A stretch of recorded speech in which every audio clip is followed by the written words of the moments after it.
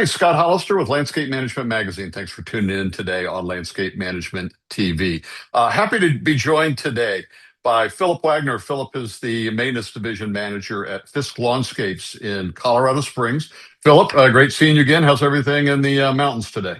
Yeah, things are going great here in Colorado. Been a little bit smoky lately, kind of with Yep. some wildfires, but the season's chugging along.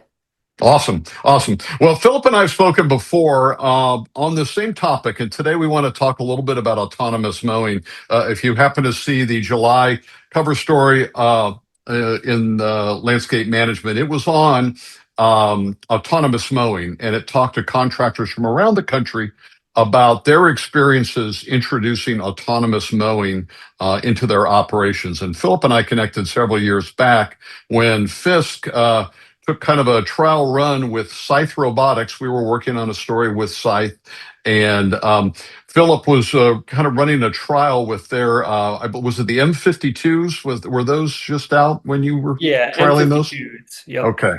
So what we thought we would do today is because Philip's had kind of a long connection with autonomous mowing, do a bit of a video sidebar to that cover story that appeared in July.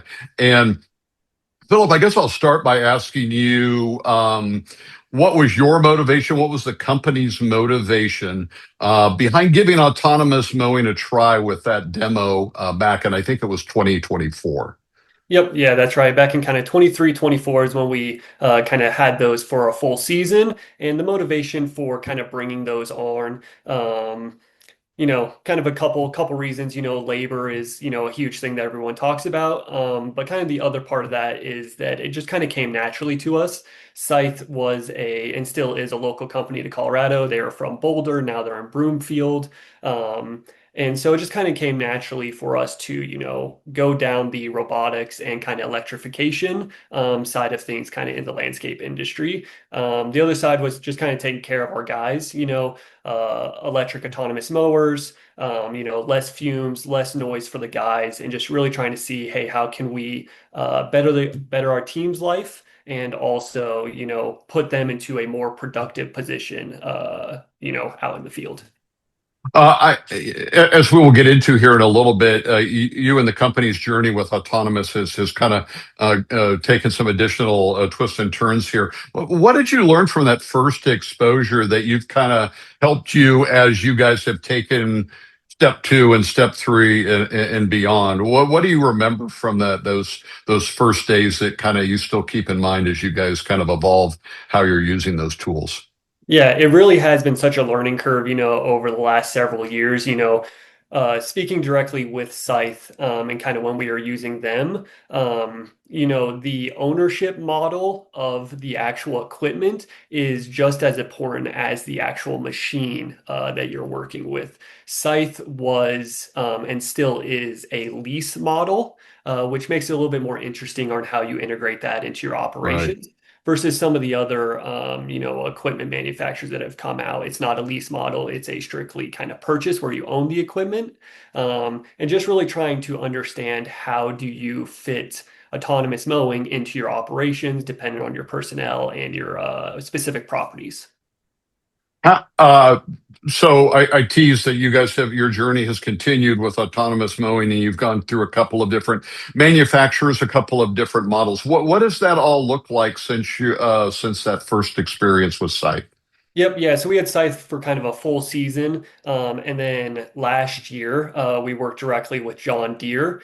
That was more so kind of helping each other hand in hand. We didn't actually use any autonomous mowers. We more so ran their autonomous mowers manually so that we could help them kind of get data for their machine learning. Um, and after working with John Deere for all of last year, then I joined their autonomous customer advisory group, and kind of been Okay. working with them for the last several months into this season, but it hasn't led to any actual equipment for us.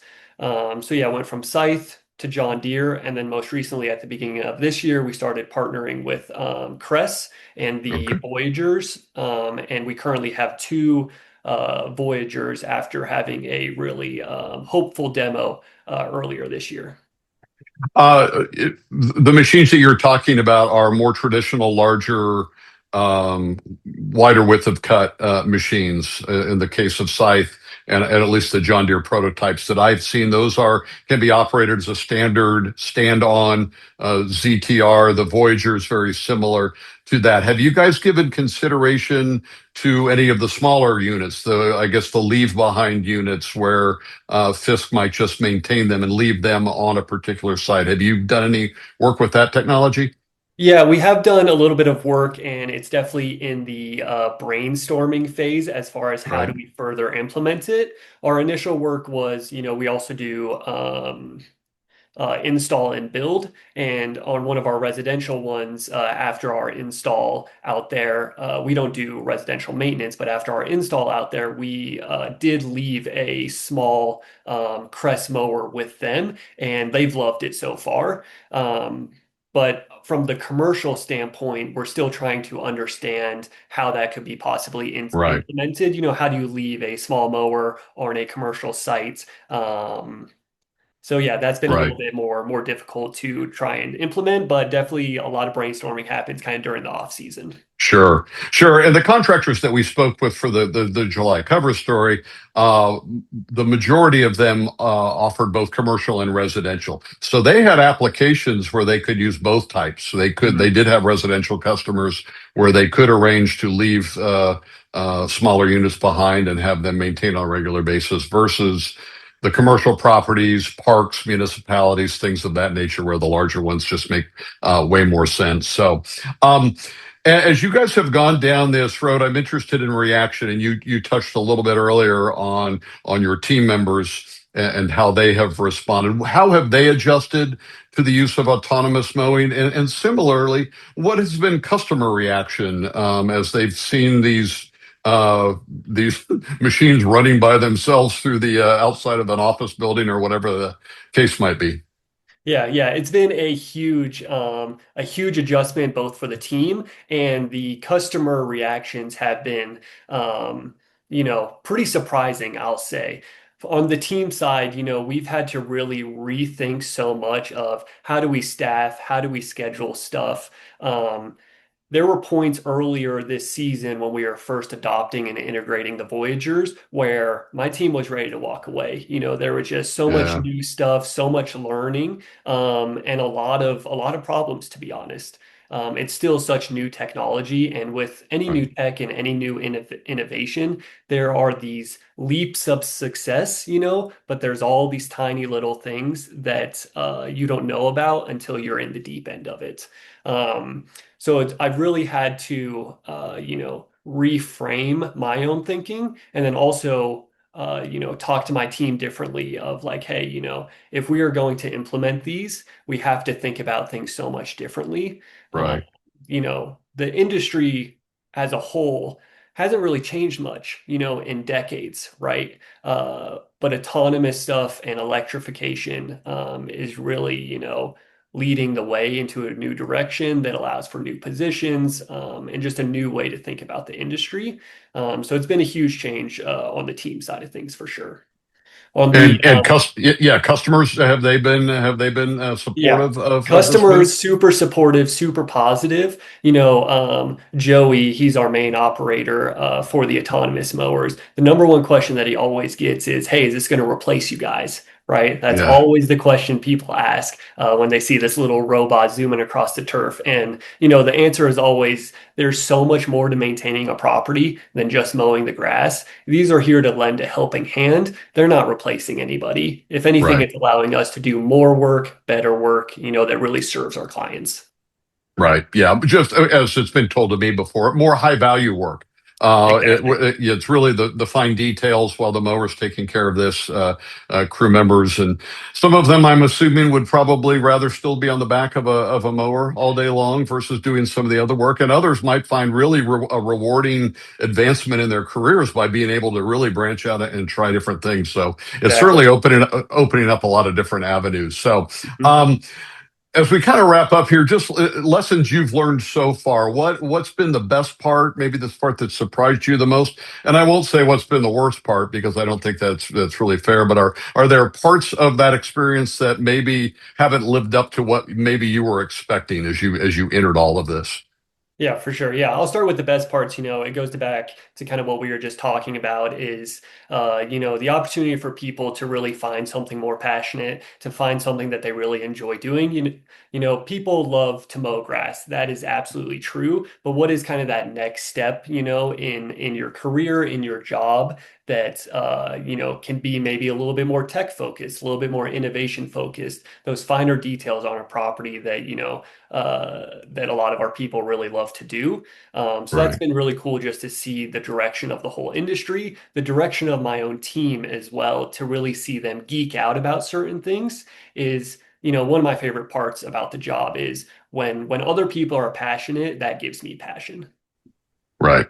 Um, and uh, and what's next for you guys? I'm assuming these are not just prototypes and trials that you're running. That it's now been, I guess, 3 years now, and you seem committed. Is it adding more machines? Is it adding more customers so you can add more machines? What do you see the future looking like for you and for Fisk? Yeah, I think it's definitely a combination of both those things. Our 3-year vision, that we built out in 2025, so last year, kind of as we were continuing our autonomous implementation, was, hey, by the end of 2028, we want to have 50% of our sites have robots on them. That's kind of our, internal goal. And we'll see if we get there. At this stage, I'm honestly not sure.